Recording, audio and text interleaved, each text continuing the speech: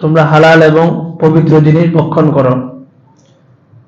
যৌক্তিক দাবি হলো যেটা হালাল সেটা পবিত্র হতে পারে, যেটা পবিত্র সেটা হালাল। দুটোটা তো সমর্থবোধক শব্দ, তাহলে আল্লাহ তাআলা দুইটা শব্দ কেন বললেন?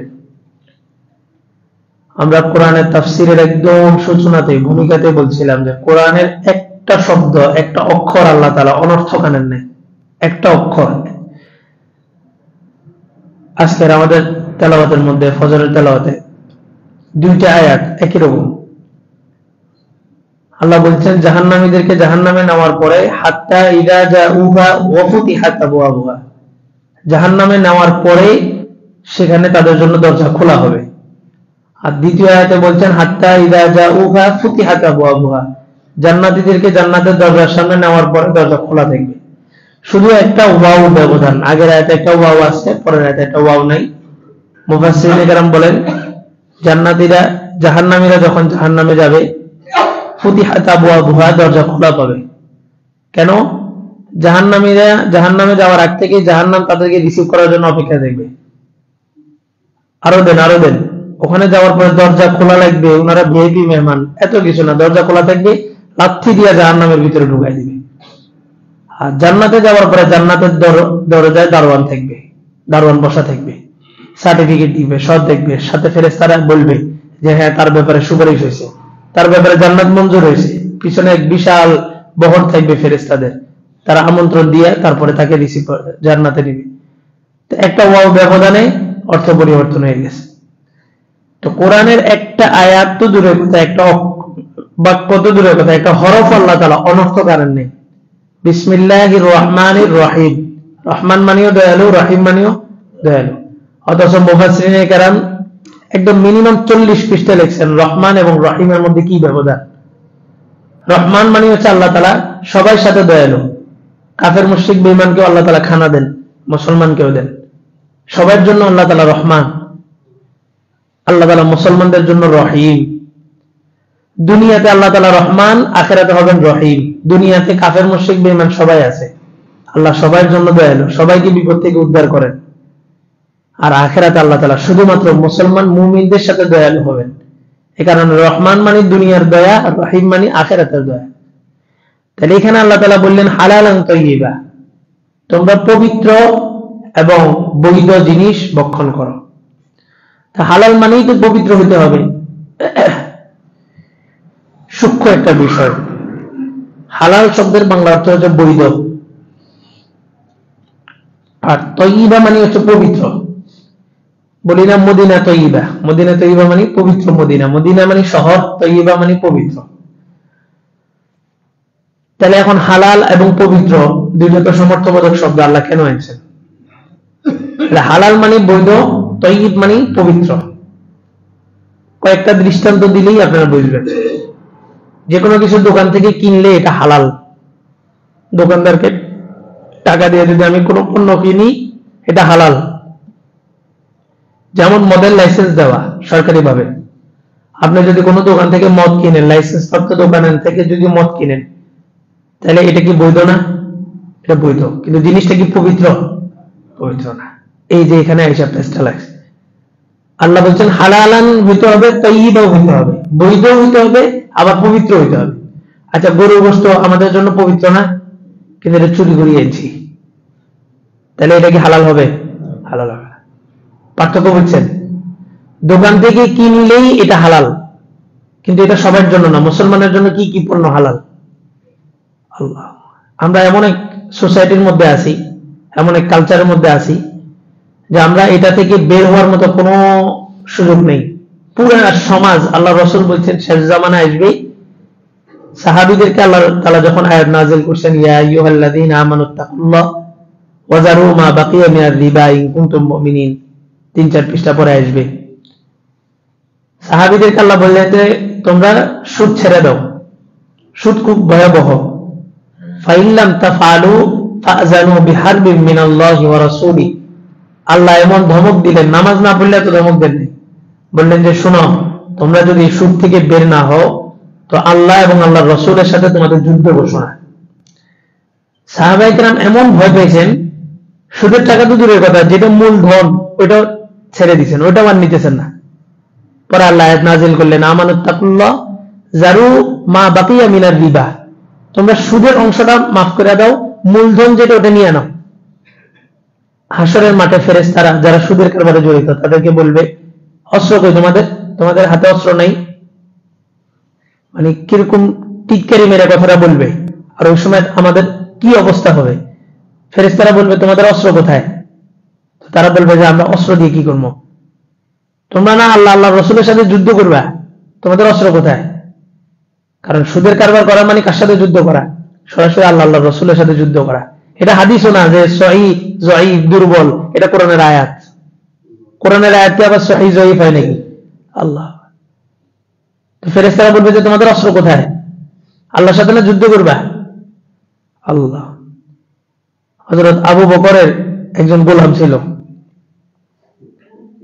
তো গোলাম প্রতিদিন আবু বকরেরই গোলাম, আবু বকর গোলামকে বলতো যে তুমি তো আমার গোলাম, আমার কাজ তো এখন নাই, তুমি এক কাজ করো, বাইরে কামলা দাও, ডেইলি লেবার, যেটা তুমি ডেইলি লেবার কাজ করবা, ওখান থেকে যে টাকাগুলো পাবা ওখান থেকে একটা অংশ আমাকে দিবা, আর বাকি অংশ তুমি রেখে দিবা।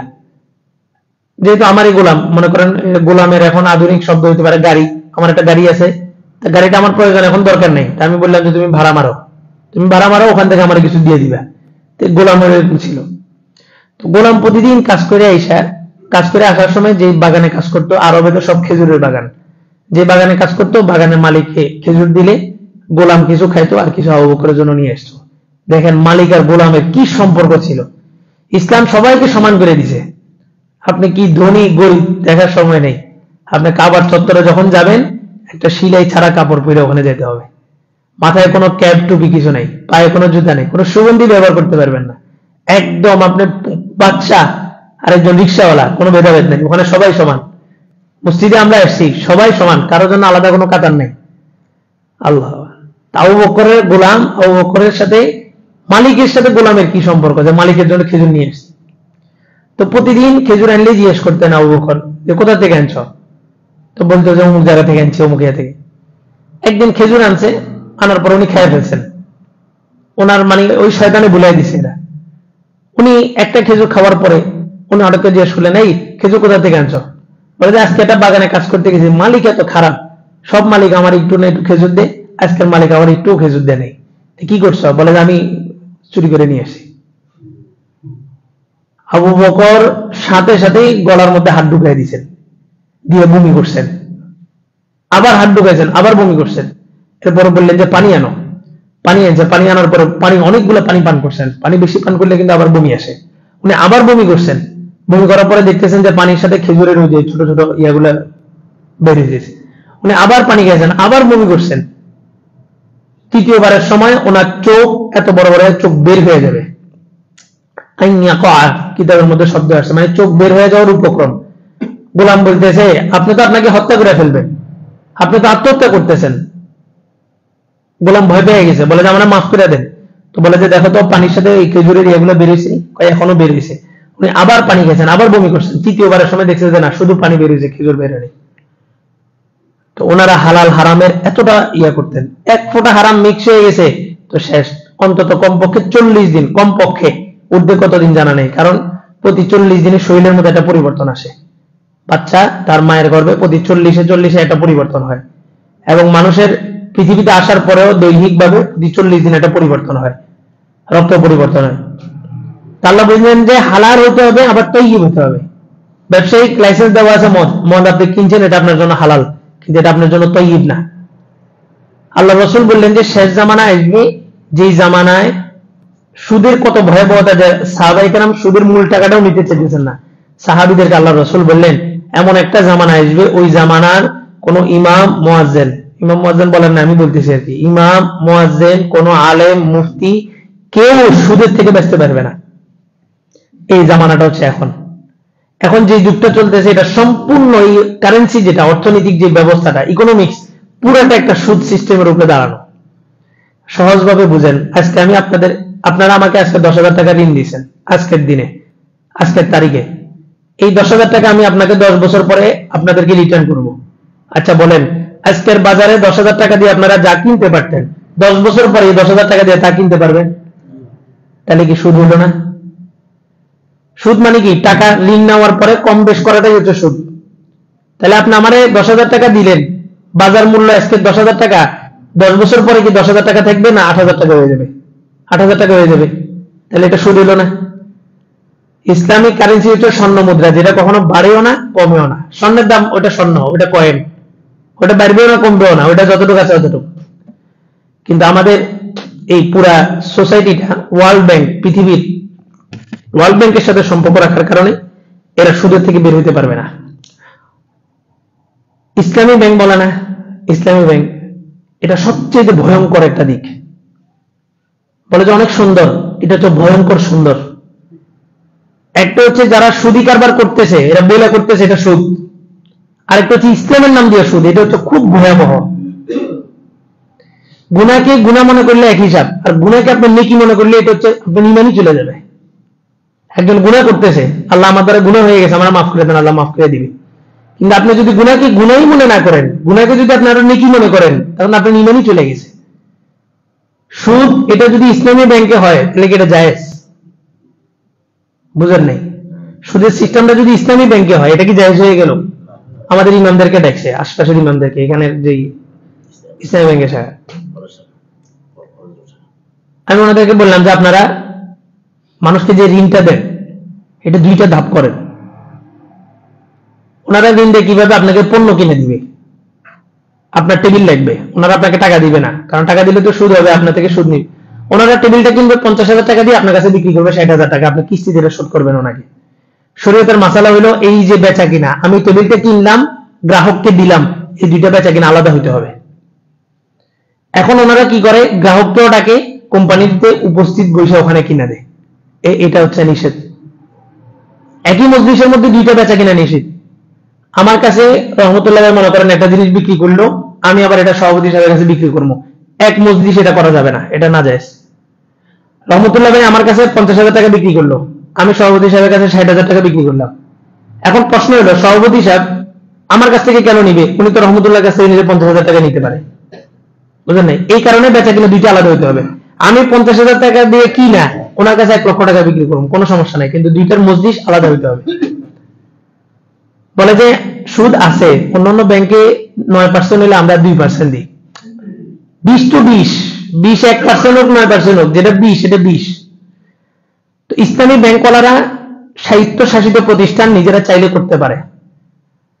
বাংলাদেশের যে সমস্ত উলামায়ে কেরাম ইসলামী ব্যাংকের ডিপার্টমেন্টের দায়িত্বে আছেন, তার মধ্যে একজন আছে শামসুদ্দিন জিয়া সাহেব, পটিয়া মাদ্রাসার বড় দায়িত্বে আছে। শামসুদ্দিন জিয়া সাহেব হুজুরের সাথে আমরা কথা বলছিলাম। হুজুর বললেন যে শুধুমাত্র ইসলামী ব্যাংকওয়ালারা তারা যদি চায় সুদমুক্ত একটা ব্যাংকিং ব্যবস্থা মানুষকে দিতে পারে, তারা চাইলেই দিতে পারে, কিন্তু তারা চায় না। একটা মানুষের কত কোটি টাকা লাগে বাঁচার জন্য, দৈনিক চলার জন্য কত টাকা? আবুল মাল আব্দুল মুহিত অর্থমন্ত্রী ছিল, সেটা বক্তব্য বলছিল, বলে যে সহনীয় পর্যায়ে খান, খাইতেছেন তো ঠিক আছে, একটু সহনীয় পর্যায়ে খান। আল্লাহ তাআলা এদেরকে একটা দায়িত্বে বসাইছে, এরা যদি এই জিনিসটা না বুঝে, এরা যদি মানুষকে এরকম একটা সুদমুক্ত সমাজ চাইলে উপহার দিতে পারে। আল্লাহ বলেন যে তোমরা হালাল খাও এবং তাইয়্যিব খাও। তার মানে বোঝা গেল ইসলামী নাম দিলেই ইসলাম হওয়া যায় না, এটা মাথায় রাখতে হবে।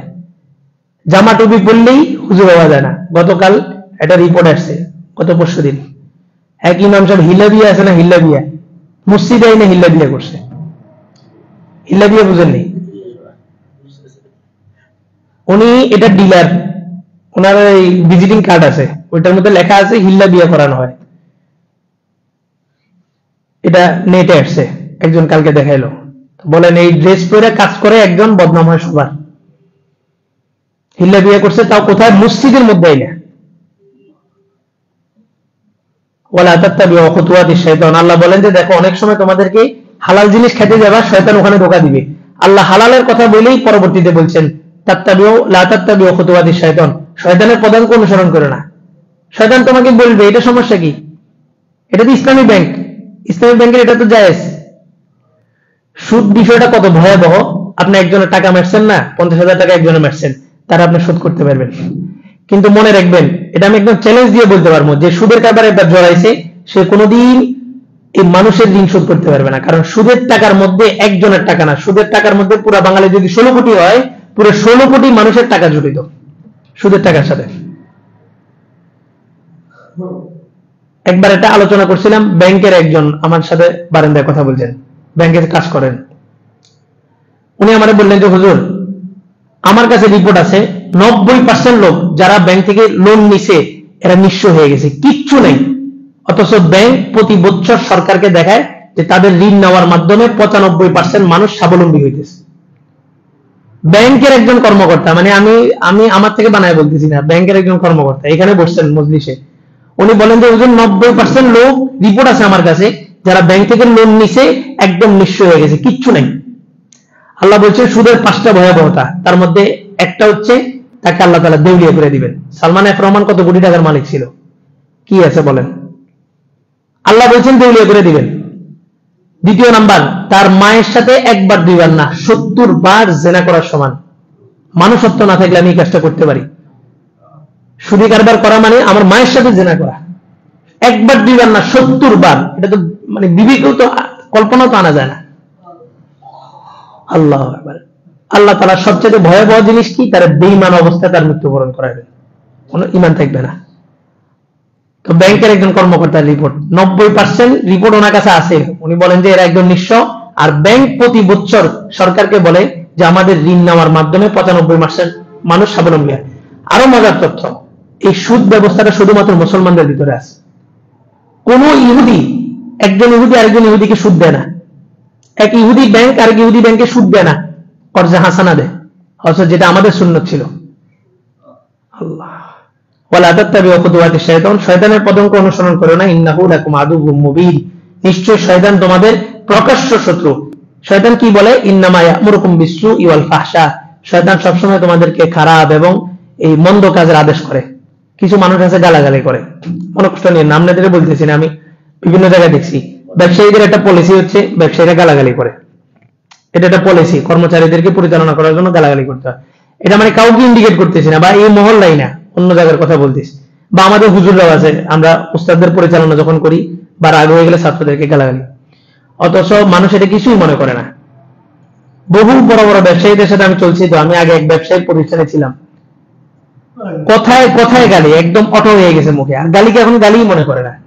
অথচ হাদিসের মধ্যে আছে যে ব্যক্তি সবসময় গালাগালি করে সাকাতাত মিন আইনিল্লাহ, সে আল্লাহর দৃষ্টি থেকে পড়ে যায়, আল্লাহ তার দিকে তাকান না, তার প্রতি খেয়াল করেন না। খুব ভয়াবহ এটা। আল্লাহ, এই শয়তান আদেশ করে ইয়া'মুরুকুম বিসসুই ওয়াল ফাহশা ওয়া আন তাকুলু আলাল্লাহি মা লা তা'লামুন, আল্লাহর উপরে এমন জিনিস বলতে বলে যেটা তারা জানে না। আল্লাহর উপরে কি বলতে বলে? বলে যে আল্লাহর সৃষ্টি, এটা আবার হারাম হবে কেন? জর্দা আছে না, জর্দা, পানের সাথে জর্দা খায়, পান খাওয়া হুজুরদের সুন্নত, হুজুররা খায়। এখন জর্দা কি হালাল? জর্দা চিনেন নাই? পানের ভিতরে যেটা দেয় বা সিগারেটের ভিতরে যেটা দেয়, জর্দা কি? হ্যাঁ, এগুলো হালাল। এখন কোন জিনিসটা হালাল, কোন জিনিসটা হারাম? কাঁকড়া আছে না, কাঁকড়া, কাঁকড়া খায়, বলে যে এটা হালাল। হালাল হারাম কোরআন হাদিসের বিষয়গুলো বাদ দেন না, আপনি যৌক্তিক ভাবে চিন্তা করেন, কাঁকড়া কি খায়? কাঁকড়া কি খায়? ভালো জিনিস খায়। কাক আছে না, কাক, কাক 3 প্রকার, 2 প্রকার কাক হালাল, 1 প্রকার কাক হারাম। একটা আছে সাদা কালো, ওটা খাওয়া যাবে। যেটা পুরাটাই কালো ওটা খাওয়া যাবে না, কারণ ওটা মানুষের মলের মধ্যে মুখ দেয়, নাপাক জিনিস খায়। কুচ্চা আছে না, কুচ্চা বলে, কুচ্চা খাওয়া নিষেধ, কারণ কি? এটা নাপাক জিনিস খায়। যোগ, এগুলা নাপাক জিনিস খায়। আমাদের ভিতরে আরো একটা বিষয় প্রচলন আছে, হাত কেটে গেলে আমরা কি করি? টান দিয়ে রক্তগুলা খাই, অথচ আপনি জানেনই না যে এটা আপনার জন্য হারাম। রক্ত বের হলে কি ভাঙে? অজু ভাঙে। রক্ত বের হলে অজু ভাঙে। মল মূত্র, এটা বের হলেও কি ভাঙে? অজু ভাঙে। এই রক্তটা হচ্ছে আপনার মল মূত্রের মতো। ওয়াদ্দামু ওয়াল মাসফুহ, আল্লাহ তাআলা রক্তকে হারাম করছেন। আমরা যে পশুকে জবাই করি, কেন জবাই করি? পশুর ভিতর থেকে যে নাপাক রক্তটা আছে, রক্তটা যেন বের হয়ে যায়, এই কারণে পশুকে আমরা জবাই করি। হাত কেটে গেলে যে আপনি টান দিয়ে যে রক্তটা পান করছেন, এটা কি? হারাম। এই যে পান করছেন 40 দিন, আপনার নামাজ পড়াটা বৃথা, আপনি শুধু শুধু নামাজ পড়ছেন, আপনি নিশ্চিত থাকেন না আপনার 40 দিনের ইবাদত কবুল হবে না, তা আপনি শুধু শুধু নামাজ পড়তেছেন, আপনি সুদের কারবারে জড়িত, আপনি এসে মসজিদে সিজদা দিতেছেন। আপনি বিবাহের গান বাজনার অনুষ্ঠান করতেছেন, মসজিদে এসে হুজুর দিয়ে ইজাব কবুল পড়াইতেছেন, কেন? কবুল না পড়াইলে কি সমস্যা বলেন? স্বামী এই লোকটা এই জামাইরে কবুল করাইলাম না, কোনো সমস্যা আছে? বিয়ে হবে? হবে না। কবুল যদি না পড়ে বিয়ে হবে নাকি? আপনি এখানে এসে ইসলাম মানতেছেন, বাসায় যে আপনার ঢোল তবলার আয়োজন করতেছেন, আপনার এই কবুল বলাটার দরকারটা কি? বাড়িতে আপনি গান সেট সবকিছুর ব্যবস্থা করছেন, বেহায়া বেপর্দার সবকিছু ব্যবস্থা করছেন, নর্তকী দর্তকী সব নিয়ে আসছেন, রাত 3টা পর্যন্ত গানের অনুষ্ঠান করছেন। আপনার পরের দিন মসজিদে হুজুরের হাতে হিজাব কবুলটা করানোর দরকারটা কি বলেন? কি দরকার? বিয়ে কি শুধু মসজিদে এসে কবুল বললেই শেষ না? সবকিছু মিলে গায়ে হলুদ টলুদ কত কিছু। আল্লাহ বলতেছেন তোমরা শয়তানের পদাঙ্ক অনুসরণ করো না। আর শয়তান তোমাদেরকে কি আদেশ করবে? শয়তান আদেশ করবে খারাপ এবং মন্দ জিনিসের। ওয়ান তাকুলু আলাল্লাহি মা লা তা'লামুন, আল্লাহর উপরে এমন জিনিস বলার জন্য বলবে যেটা তোমরা জানো না। লিমা তাকুলুনা মা লা তাফআলুন, আল্লাহর উপরে কি বলে? বলে যে আরে এটা কোনো সমস্যা নেই। মরা মৃত মানুষের উপরে কবর জিয়ারত এবং মৃত মানুষের জন্য কিছু পাঠানো, এটা সব মুসলমানদের দায়িত্ব। একজন মানুষ মারা গেছে মহল্লার, সর্বপ্রথম দায়িত্ব হচ্ছে তার জানাজার সবাই শরীক হওয়া, তার কাফন দাফনের ব্যবস্থা করা। এটা কি আমার দায়িত্ব না? এখন আমি দায়িত্ব আদায় করে বললাম যে আমার হাদিয়া কই, আমার হাদিয়া কই? ওই বুড়ির ছাগল হারাই গেছে, এক বুড়ির। তো বুড়ি আল্লাহর কাছে দোয়া করতেছে, আল্লাহ ছাগলটা যেন কোনো হুজুরের কাছে না যায়। ছাগল পাই না পাই আফসোস নাই, তবে ছাগলটা যেন কার কাছে না যায়? কোনো হুজুরের কাছে না যায়। অন্য মানুষের কাছে গেলে এটা আমার পাওয়ার আশা আছে, কিন্তু কোনো হুজুরের কাছে গেলে কি নেই? এটা পাওয়ার আশা নেই, এটা হালাল হয়ে যাবে। এগুলো কোরআনের কথা, হাদিসের কথা। আল্লাহ রাসূল আলেমদেরকে যেমন সম্মানিত করছেন, আবার আলেমদেরকে ভয়ও দেখাইছেন। আলেমদেরকে আল্লাহ রাসূল যেমন ইমাম বানাইছেন, তেমনি ভাবে আলেমদের উপরে দায়িত্ব দিয়ে দিয়েছেন। আমি পিছনে নামাজ পড়লে কি সমস্যা? আমার একার নামাজের হিসাব আমি আল্লাহর কাছে দিতাম, আল্লাহ চাইলে মাফও করে দিতে পারতেন। এদের সামনে দাঁড়াইছি, আপনাদের সবাইয়ের নামাজ, সবাইয়ের ইমান, সবাইয়ের আমল, সবাইয়ের কোরআন তেলাওয়াত আল্লাহ সব জিজ্ঞেস করবেন। আপনারা আমার আগে জান্নাতে চলে যাবেন, আল্লাহ যদি কবুল করে। এবার আমি হয়তো আপনাদের সবাই হিসাব টিসাব দিয়ে তারপরে হয়তো একটা সিদ্ধান্ত হবে। আপনাদের সিদ্ধান্ত একজনের, আপনাদেরকে জিজ্ঞেস করা হবে একজন সম্পর্কে। হাসরের মাঠে 5টা প্রশ্নের জবাব দেওয়া ছাড়া কেউ কোনো দিকে যেতে পারবে না। তার মধ্যে একটা প্রশ্ন হচ্ছে ফিমা আনফাকা ওয়া ফিমা ইকতাসাবা, মাল কোথা থেকে কামাইছো, কোথায় খরচ করছো, 2টা সম্পর্কে জিজ্ঞেস করা হবে। অনেক সময় দেখা যায় যে আপনি ভালো বৈধভাবে কামাইছেন, ব্যবসা করে কামাইছেন, ইমামতি করে কামাইছেন মাল, কিন্তু খরচ করছেন খারাপ পন্থায়। বাসায় একটা মনে করেন টিভি কিনে রাখছেন, খেলাধুলা দেখেন, বা বাচ্চারা বলেন এটা কি আপনার অপচয় হয় নাই? এই টিভি কিনাটা বুঝেন নাই? একটা টিভি সেট কিনছেন যেটা শুধু বাচ্চারা কার্টুন দেখবে, কার্টুন দেখা তো জায়েজ নাকি? অথবা ইউসুফ জুলেখার ঘটনা দেখবে, এটা তো জায়েজ। ইউসুফ জুলেখার ঘটনা দেখা জায়েজ আছে? হয় যে ইসলামী কার্টুন, এই যে শয়তানের ধোঁকা। ইসলামী আবার কার্টুন হয় না, ইসলামী আবার নাটক হয় না। ইউসুফ জুলেখার ছবি বানাইছে, মানে ইউসুফ জুলেখা কেমনে কি করছে না করছে এটা বড় এই ভিডিও করছে। তো এখন মুসলিম যুব সমাজ এরা বলে যে এটা তো দেখলে সওয়াব হবো, ইউসুফ আলাইহিস সালামের ঘটনা। অথচ এটা নেক্সট সুরতে শয়তানের ধোঁকা, শয়তান ধোঁকা দিতেছে। এই আল্লাহ এটাই বলছেন, লা তাত্তাবিউ খুতুওয়াতিশ শাইতান, শয়তানের কথাকে অনুসরণ করো না। এজন্য সবসময় ঈমান আমল নিয়ে ভয় থাকতে হবে। 5 ওয়াক্ত নামাজ পড়ে আল্লাহর উপর অনেক ইহসান করে ফেলাইছে, বিষয়টা এমন না। আল্লাহ আমার উপরে ইহসান করছেন, আমাকে আল্লাহ সুযোগ দিয়েছেন বলে আমি মসজিদে আসতে পারছি। এজন্য যারা হুজুর তাদের ভয় আরো বেশি, আমরা হুজুরদের আমাদের ভয় আরো বেশি। তো কোথা থেকে মাল কামাইছেন, কোথায় খরচ করছেন, দুটোটা হিসাব আল্লাহর কাছে দিতে হবে। ওই মাজারে টাকা দিতে হিসাব করে দিয়েন, ভান্ডারীদেরকে টাকা দিতে হিসাব করে দিয়েন, আল্লাহর কাছে জবাব দিতে হবে। কোথায় টাকা খরচ করতেছেন, কোন পথে টাকা খরচ করতেছেন, চাঁদাবাজদের টাকা দিতেছেন, রাজনৈতিক ভাবে টাকা খরচ করতেছেন, তারপরে মিছিল মিটিং বের করার জন্য যুবকদের পিছনে টাকা খরচ করতেছেন। কাউরে মেনশন করতেছি না, এগুলো হইতেছে, সবাই জানেন কারা করতেছে না করতেছে। আল্লাহর কাছে এটা হিসাব দিতে হবে। নিজের টাকা খরচ করছেন এটা তো এক হিসাব, রাষ্ট্রীয় টাকা খরচ করছেন এটা বড় হিসাব। এই রাষ্ট্রের জিনিসপত্র যারা ভাঙচুর করছে জুলাই বিপ্লবের পরে, এগুলার আখেরাতে হিসাব দিতে হবে। 16 কোটি মানুষের এ হক, একজনের না। পৌরসভায় কি একজনের জিনিস? পৌরসভা যে ভাঙছে, আগুন যে জ্বালাইছে, একজনের জিনিস? এগুলা পাই টু পাই আখেরাতে হিসাব দিতে হইব। আল্লাহ তাআলা কথাগুলা বুঝার